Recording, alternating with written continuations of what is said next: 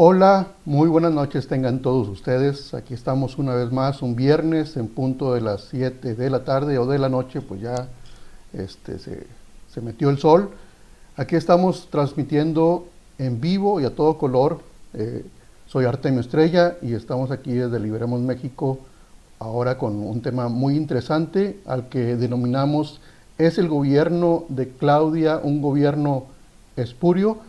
Nos vamos a dar a la tarea de pues revisar el arranque del gobierno de Claudia, hablar con respecto a la naturaleza propia de un gobierno, su naturaleza, sus principios, los principios de un gobierno, y vamos a contrastar estas ideas con lo que ha venido estado haciendo Claudia, y pues vamos a evaluar si realmente se trata de un verdadero gobierno o de un falso gobierno o gobierno espurio. Para eso, pues obviamente tenemos que remitirnos a las definiciones, y pues para empezar quisiera hablar de lo que es la naturaleza de un gobierno. La naturaleza propia de un gobierno de una nación es: uno, mantener el orden, ofrecer justicia y proteger la libertad de sus ciudadanos. Esa es la naturaleza propia de un gobierno. Fuera de eso, pues ya no estamos hablando de un gobierno. Lo contrario a la naturaleza propia de un gobierno es el caos. Es decir, si no hay gobierno, hay caos. Es la injusticia.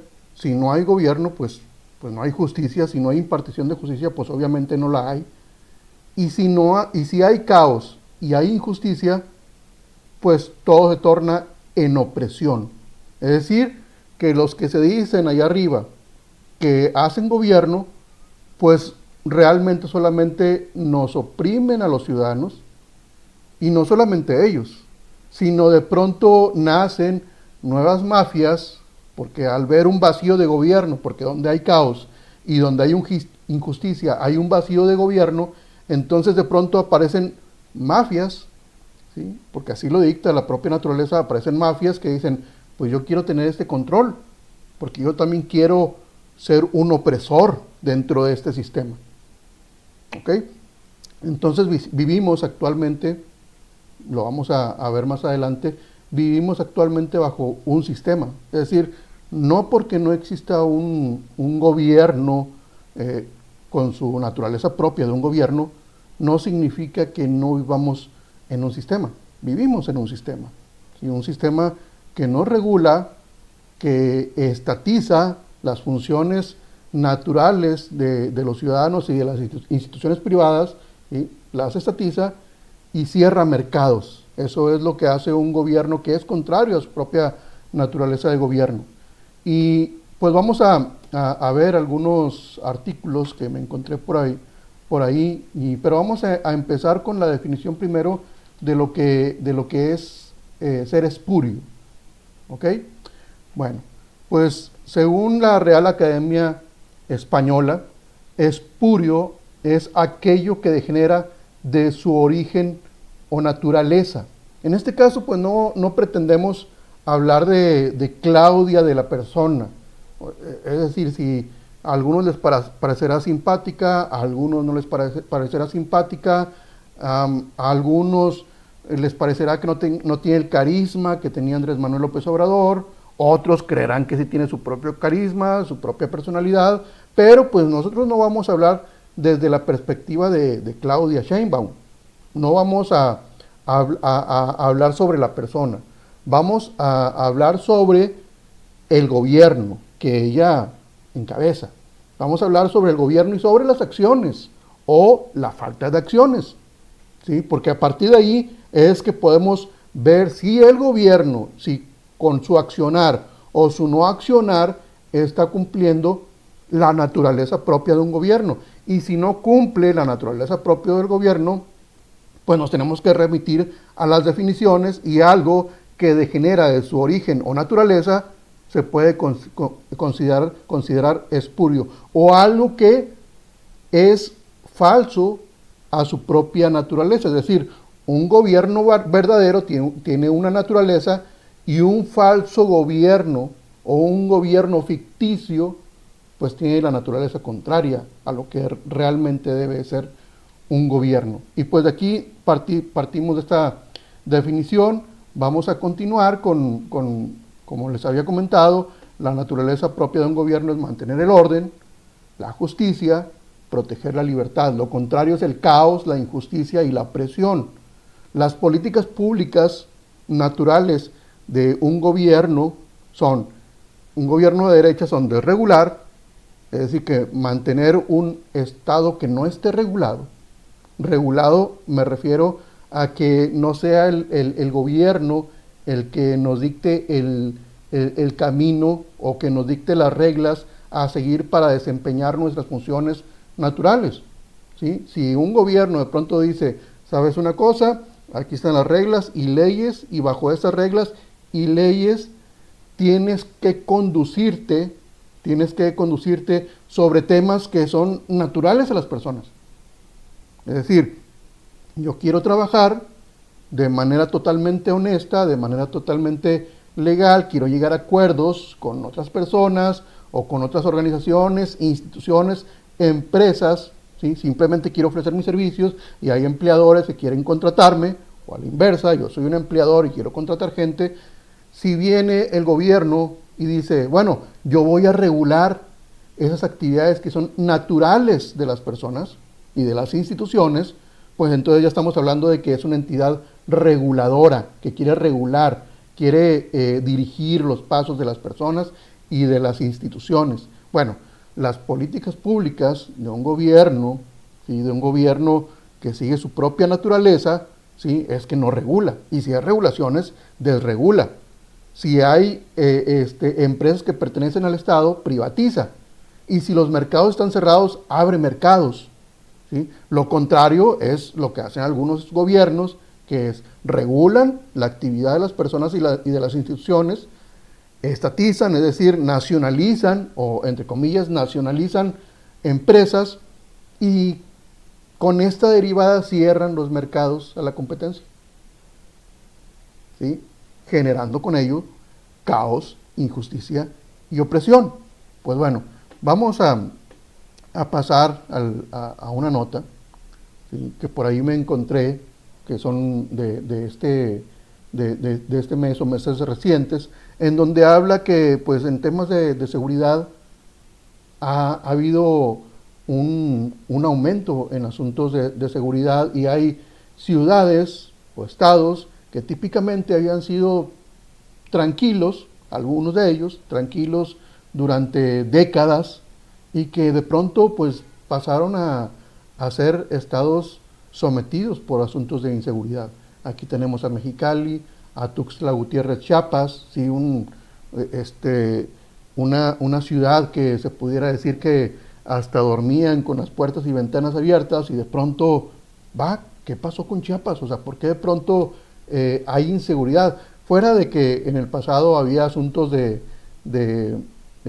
líderes sociales que decían defender alguna causa, pues bueno, eso es un asunto, ¿sí? Pero temas de inseguridad, temas de homicidios, temas de delincuencia, temas de secuestro, temas de cobro de piso, eso pues jamás se había visto en estados como Chiapas, ¿sí? Como estados del sur, en donde la gente hasta dormía con las puertas y las ventanas abiertas, y ahora vemos que en temas de seguridad, pues simplemente en este arranque de gobierno de Claudia, vemos que pues no, o sea, no, su estrategia de seguridad, pues si dice que la va a implementar, pues yo quisiera saber a qué hora la va a implementar, porque estamos viendo un aumento y no una disminución. Sin embargo, Claudia presume disminución en la percepción de la gente, lo cual no es un tema objetivo, un asunto objetivo. Por mucho que se mida,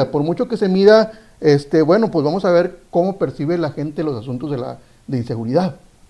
Mira, la gente lo percibe que ya no hay tanta inseguridad. Bueno, pues nosotros no vivimos de percepciones, vivimos de realidades, vivimos de objetivos. Me estoy dando a entender. Es decir, no puedo celebrar que si hay un aumento de la criminalidad, Decir, bueno, la gente dice pues que ya no se siente tan insegura. ¿Sí? Pues obviamente, si dentro de tu campaña no ofreciste, y desde campaña de Morena, en donde decían abrazos, no balazos, es decir, nunca han ofrecido atacar a la inseguridad, nunca han ofrecido disminuirla, han ofrecido decir, bueno, pues yo no voy a meter las manos en estos asuntos, no me voy a meter con los criminales porque pues no va con nuestra personalidad, o no va con nuestros ideales, o no va con nuestros principios. No somos un partido político que ofrezca, que pretenda ofrecer servicios de seguridad y de justicia. Pues entonces, ¿cuál es la percepción de la gente? La percepción tiende a disminuir, puesto que si su partido político, es decir, o el partido político que está en el poder, no ofrece esos servicios, pues la gente simple y sencillamente dice, ¿para qué ponerle atención? Si de todas formas no van a atender el tema. Contrario sería que llegara al poder un partido político que diga, yo voy a ofrecer los servicios de seguridad y de justicia y me comprometo a disminuir drásticamente los homicidios dolosos, los crímenes, el secuestro, el cobro de piso, pues entonces sí la gente pondría mucha atención y diría, esto me lo prometiste, quiero que me lo cumplas. Si dicho partido político ya en el poder dijera, bueno, ¿sabes qué? Mira, lo redujimos en un 5%, pues la gente tendría en la mente que no, tú me dijiste que lo ibas a disminuir drásticamente y un 5% no es nada drástico. ¿Me explico? A lo que voy es que la percepción de la gente es algo totalmente subjetivo y no se puede pregonar como que lo estamos logrando. La gente se siente más segura. No, la gente simplemente ha normalizado que el crimen pues ya vino a establecerse a México. Eso, que se haya normalizado y que ahora sea la norma, no significa que sea natural y no significa que eso sea propio de un gobierno. Porque la percepción, miren el número, sigue estando arriba del 50%, es decir, más del 50% de la gente en México se siente insegura. Eso, por mucho que disminuya unos puntos, que haya disminuido tal vez del 70 al 60%, es algo que debamos de celebrar y algo que solamente es percepción. Yo lo celebraría si dijera, la percepción de inseguridad de la gente la hemos reducido al 10%. ¿Por qué? Porque aunque sea percepción, es un indicador que algo pudiera decir. Vamos a revisar objetivamente si este 10% es real o no, porque sería sorprendente que bajáramos a una percepción del 10%. Vamos a revisar los números y que efectivamente dijeras, la percepción ha disminuido porque hemos disminuido drásticamente los crímenes. Pero la realidad es que más del 50% de la población mexicana nos sentimos inseguros. Y el tema de Sinaloa, porque por ahí escuché a Claudia que decía, y bueno, y no hemos podido disminuir más la percepción de inseguridad por lo que está pasando en Sinaloa. Bueno, si tú pensabas que lo que pasa en Sinaloa es algo muy grave y que, bueno, el crimen organizado ya se está debatiendo quién se queda con el poder, porque pues por ahí en el sexenio pasado actuaron como agencia de la CIA y de la DEA, deteniendo, ya jubilando a un viejito, ¿sí? Dijeron, bueno, tú tenías el poder del cártel, bueno, te vamos a jubilar, y ahorita básicamente la plaza se está debatiendo y la Agencia de Recursos Humanos, que es el gobierno, dice, bueno, pues es que se están debatiendo el poder, allá unos cárteles y por eso hay problemas en Sinaloa. Pero miremos realmente la información objetiva. No es Sinaloa el estado con mayor problema de crimen y de homicidios dolosos. Tenemos a Baja California, tenemos a Sonora, al Estado de México, a Chihuahua, a Puebla. ¿Y Sinaloa dónde está? No, pues Sinaloa, pues ahí se están debatiendo la plaza o a lo mejor están debatiendo todo el país. Sin embargo, en realidad los estados que tienen un aumento de la criminalidad no son ni de lejos, no es ni de lejos Sinaloa, son otros estados de la República. Es decir, que la criminalidad se está expandiendo hacia otras partes y está creciendo en donde ya estaba instalada, está creciendo. Entonces, en temas de seguridad, podríamos decir que el gobierno está cumpliendo su naturaleza propia, está cumpliendo los servicios naturales básicos que debería de ofrecer un gobierno, seguridad y justicia, o no lo está cumpliendo. Veamos qué dice Claudia. Gobierno mexicano denunciará a jueza que una jueza pidió anular entrada en vigor de la reforma judicial. Es decir, Claudia dice, bueno, pues vamos a estrenar, ya publicamos en el diario federal, en el diario oficial de la Federación, ya publicamos el dictamen de la reforma, vamos a publicar, ya esto ya es un hecho. Una jueza pidió, esa jueza dijo, yo sigo estando en funciones, tengo un criterio, por eso estoy aquí como jueza, tengo un criterio, pido anular entrada en vigor. No dijo, no fue y eliminó el dictamen, no eliminó la publicación, no hizo absolutamente nada tiránico, ¿no? Y Claudia, ¿qué dice? La vamos a denunciar.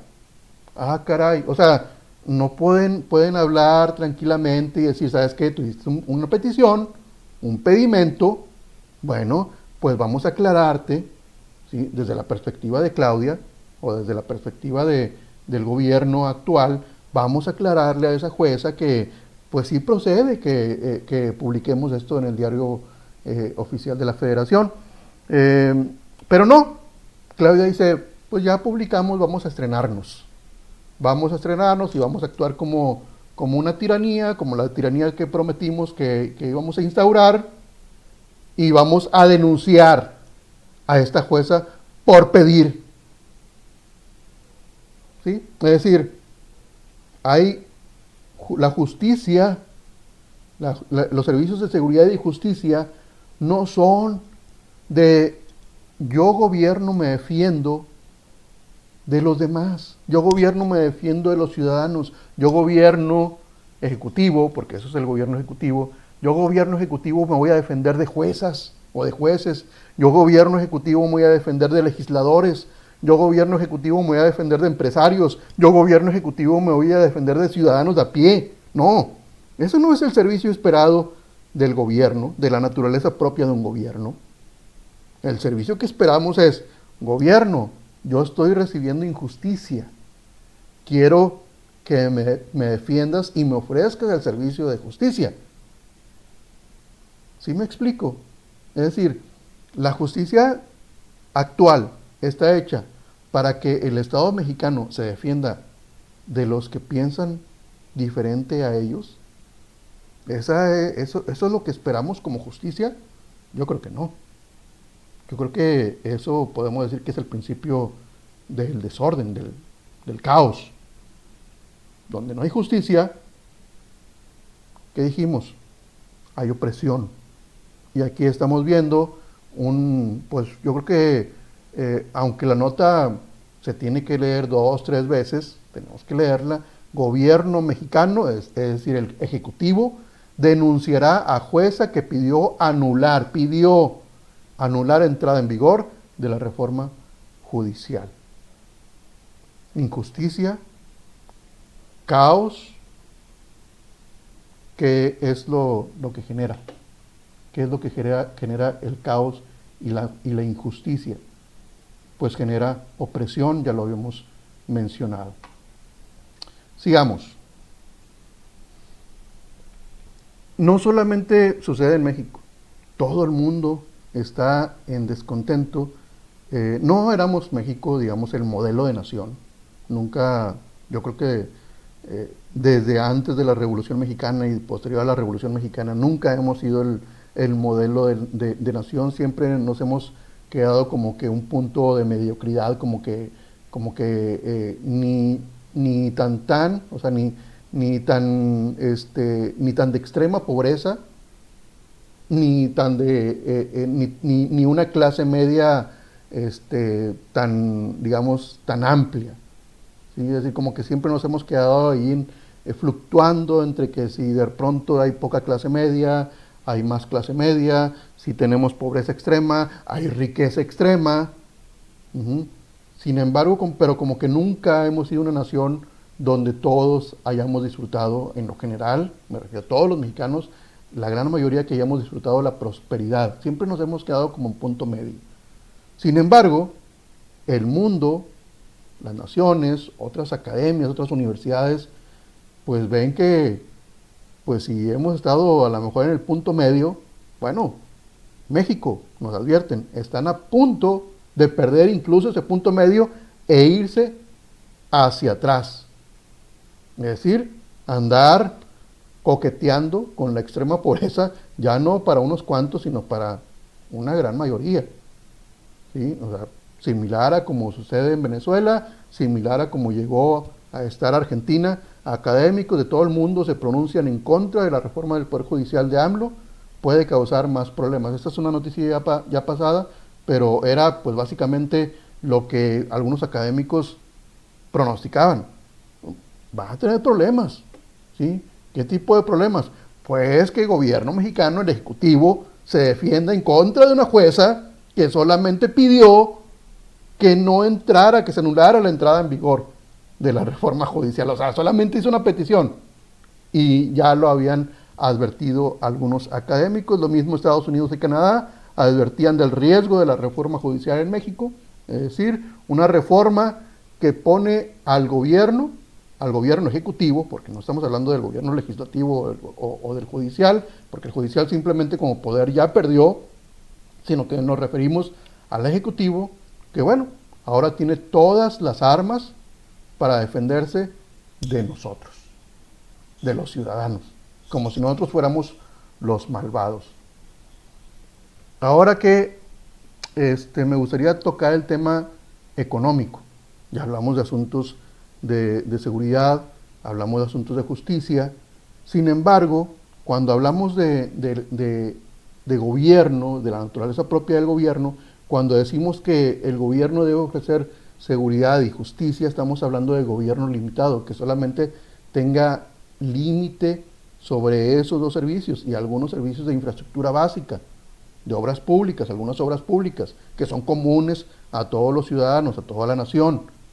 Sin embargo, nuestro gobierno, como muchos de gobiernos en el mundo, pero aquí no vamos a juzgar a otros gobiernos, estamos hablando del nuestro, el que nos importa, controla la economía, como hace rato les mencionaba.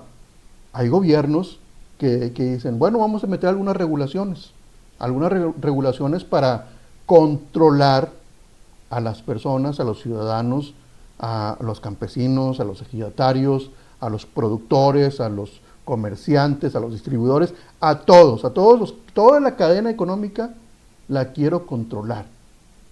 ¿Por qué? Porque pues tienen sus intereses propios, particulares, tienen su ideología particular, que es la de izquierda, el socialismo, el comunismo, y dicen, bueno, queremos mantener en control a todo el Estado. ¿Y esto qué puede provocar o qué propicia? Quiebra técnica del campo. Sí, ya estamos, y fíjense que desde que Morena llegó al poder decía la soberanía alimentaria. Vamos a hacer que México sea soberano alimentariamente. ¿Y qué tenemos? Quiebra técnica del campo. Y no tenemos que leer toda la nota completa, solamente tenemos que ir al supermercado y ver cómo están las frutas, las verduras, las hortalizas, la papa, los tubérculos. O sea, solamente tenemos que ver los precios, cómo estaban antes y cómo están hoy. ¿Por qué? ¿Cuáles son las causas de los aumentos de precio? ¿Por qué han aumentado tanto? ¿Cuáles son los factores? ¿Sí? Pues vamos a seguir viendo una que otra nota. Aquí vemos que ese es uno de los factores. En el 2023 la base monetaria creció más del doble de la inflación. ¿Qué significa esto? Bueno, la inflación es un fenómeno estrictamente monetario, es decir, cuando aumentan los precios de los productos y de los servicios de forma generalizada, es decir, cuando aumenta todo, y de una manera sostenida en el tiempo, no estamos hablando de que, mira, aumentó precio y luego bajó de algunas cosas, no de todas, no. La inflación es el aumento sostenido y generalizado de todos los precios en el mercado. Eso es la inflación. Y técnicamente la inflación es un fenómeno estrictamente monetario. ¿A qué nos referimos? Que cuando el Banco de México se arranca con la maquinita de impresión de billetes, que al Banco de México no le cuesta nada imprimir billetes, bueno, a los meses después de la impresión de billetes hay un aumento de precios, que es la inflación, porque hay más dinero en el mercado. Los economistas tradicionales, los que vemos en los periódicos, cuando hablan por ejemplo, ejemplos de ese tipo, de la base monetaria creció más del doble que la inflación, los economistas tradicionales dicen, en la población hay más dinero, pero esa obviamente es una explicación demasiado básica, porque pues que en el 2023 haya aumentado a más del doble la base monetaria, más del doble con respecto a la inflación, y que los economistas digan, ahora circula más dinero en las manos de los mexicanos. Pues, a ver, compadre. Yo en el 2023 no tuve más dinero en mis manos. Yo tuve básicamente la misma utilidad mes con mes, mi mismo salario. No tuve aumento del doble de la inflación, como dice que ya aumentó la base monetaria. No, yo no tuve más dinero en mis manos. Pero entonces, ¿ese dinero dónde llega? Bueno, ese dinero llega a manos de los grandes empresarios que piden créditos a los bancos, porque el Banco de México básicamente le presta ese dinero a los bancos para que los bancos le presten a los grandes empresarios, a los corporativos. Los corporativos toman ese dinero con tasas de interés muy bajas. No crean que como las que nosotros pagamos en el banco a nuestra tarjeta de crédito de tasas de interés del 20 y tantos o del 30 y tantos %. No, los corporativos reciben dinero casi gratis, casi regalado. Te lo presto y casi te creo que me lo regresas a tasas bien bajas. ¿Ok? Esas empresas gastan el dinero en inversiones, así funciona el sistema, en inversiones, construyen edificios o construyen carreteras para el Estado, construyen aeropuertos para el Estado, construyen trenes para el Estado. ¿Sí? Básicamente el Estado les dice, ten dinero para que me construyas un tren. ¿Sí? Ellos construyen con dinero barato. Y luego, cuando ese dinero empieza a permearse hacia abajo, y que las nuevas, por ejemplo, los jóvenes que ya se hacen adultos, comienzan a trabajar y se insertan en el mercado laboral, pues estos jóvenes reciben ese dinero. Lo natural es que se lo gastan, lo comienzan a gastar, pero el mercado poco a poco se va dando cuenta que, caray, pues resulta que aumentaron mis ventas. De pronto dicen todos, aumentaron mis ventas y me fue bien y la economía está muy bien y todo. Pero este aumento de la base monetaria, de pronto hay unos que dicen, oye, pues hay tanto dinero, todos están comprando, pero de pronto hay escasez de productos y servicios, porque de pronto todos empezaron a comprar. Hay escasez, y para que no haya escasez, lo natural en economía es que donde hay escasez, aumenta el precio de los productos y servicios. ¿Ok? Y cuando hay impresión de dinero y se inunda el mercado de dinero, el aumento de los precios de los productos y servicios es generalizado y sostenido en el tiempo. Esa es la explicación rápida, discúlpenme si a lo mejor me fui muy extenso, de lo que es la inflación. Pero ¿por qué el Estado está imprimiendo más dinero? ¿Sí? El Estado está imprimiendo más dinero porque no hay dinero. Es decir, el Estado quiere más servicios, quiere que los corporativos le construyan cosas al Estado para poder presumir que, mira, ya hice un aeropuerto, ya hice un tren, ya hice una refinería que no refina petróleo, pero ya la hice. y me cuelgo la estrellita. Básicamente así es como funciona el sistema. Nos engañan y el que paga el crédito somos los ciudadanos con base al aumento de precios, porque al final de cuentas los créditos alguien los tiene que pagar y nosotros terminamos pagando ese crédito. Eso es básicamente la inflación. Quebró Pemex, a pesar que Pemex tiene quebrado desde hace 6 años. Sí, o sea, Pemex tiene quebrado desde hace 6 años, sigue quebrado, y lo primero que hizo Claudia fue pedir un crédito gordo, ¿sí?, al extranjero para poder seguir manteniendo a un Pemex que está quebrado, que no produce, no genera utilidad, es un gasto para los mexicanos. ¿Va? Esto tiene que ver con un gobierno que mantiene el orden, es decir, mantener a una empresa quebrada es algo que se relacione con el orden, es algo que se relacione con lo que es justo, es decir, quitarnos dinero nosotros para mantener una empresa, orgullo del Estado, ¿sí?, entre comillas orgullo, porque quién se pudiera sentir orgulloso de una empresa quebrada, ¿es justo para nosotros? Protege con eso nuestra libertad. Es decir, a nosotros nos generan gasolina más barata para nuestros automóviles o para el transporte público. ¿Eso es libertad o eso es todo lo contrario? Es injusticia y es opresión, porque el gobierno no tiene dinero para... Pueden imprimirlo, pero como les expliqué, si imprimen dinero, al final de cuentas nosotros tenemos que pagar ese dinero impreso con precios de productos y servicios más altos. ¿Eso es justo para nosotros o es opresión? No quisiera imponerles una idea, pero llévensela de tarea. Y lo mismo quieren hacer con el Infonavit. Es decir, quieren volver al pasado cuando Infonavit construía casas. Y que en el pasado algunos politiqueros se dieron cuenta, digamos que no eran malos, pero no tanto, y dijeron, oye, pues simplemente el Infonavit no está resultando. Resulta que estamos construyendo casas, nos sale más caro construirlas que no que las vendemos, y esto pues simplemente no jala, no funciona.